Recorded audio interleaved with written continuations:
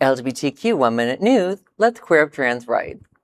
Ohio BMV discontinues gender change form for licenses following budget directive. The Ohio Bureau of Motor Vehicles has stopped accepting its official declaration form used by individuals to update the gender marker on their driver's licenses and state identification cards. The decision stems from statutory language included in the latest state operating budget, which administrative officials interpret as restricting agency-level gender designation updates without a matching birth certificate revision. For years, Ohio residents could alter the gender marker on their state-issued IDs by submitting a signed statement from a licensed medical or mental health professional.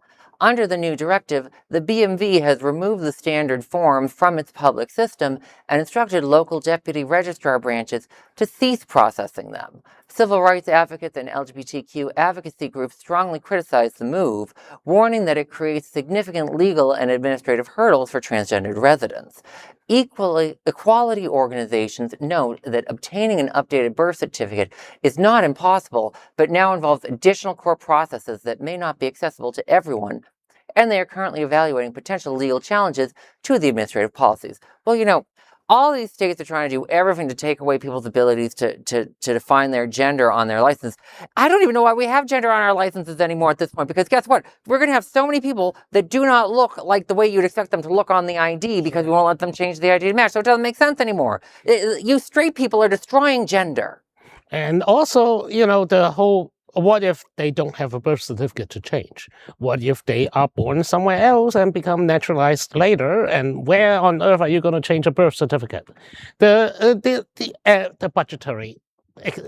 budgetary issue is a blatant excuse to engage in some good old-fashioned transphobia from the reigning Republican legislature and government. Yeah. It's sad. However, I'm probably going to get canceled for this one. Your driver's license, while yes, it is an important piece of the pie, most people who are going down this path are also doing other things, because we also have to think about passports, even though most people don't have passports in the United States, which is crazy to me. So a government, well, yes, I think what they are doing is definitely not the case. However, having somebody have to present the proper documentation to change everything, I don't think is out of the question. It's slippery for me, because I understand what you're saying as far as people need to be able to change their markers so that they their driver's license represents what they are presenting. However, if it's a legal form of documentation and you haven't changed everything, it's just like changing your name when you get married. You have to go through the courts and everything. And then, unfortunately, like you said, I have a birth certificate that I actually had to prove to Virginia when I got my license there after 9/11. It was the type of birth certificate that I had from the state of Nevada was not the same as pictured in their book, because mine was originally from microfilm. And I was like, I don't know what sort of fish. Microfilm. So there's a lot of things here, and I also unfortunately see that if anybody could change their marker just by filling out a piece of paper because they wanted to, So that's not what they were doing before. You still had to get a medical professional who has to be a medical professional in the United States. You do not just have to, go to school. You have to be certified and up to date with the federal government, for them to prescribe subscriptions or whatnot. So yes, very highly vetted people would still have to sign off on this. You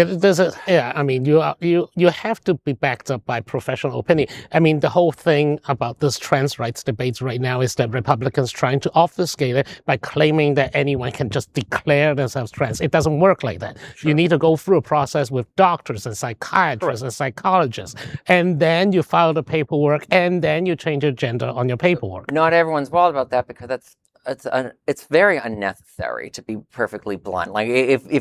If you feel a certain way, presenting a certain way, then hang out with us. If there are any trans guys that want to hang out in the locker room, just let it all hang out. I'm like, it's okay, guys. We love you being here. Anyway. Agreed. Yeah. I agree. So, and that is an LGBTQ 1-minute news story. There is no other queer nonprofit media platform like this in the entire world. Support our LGBT stories by sharing them and subscribing to Queer News Tonight.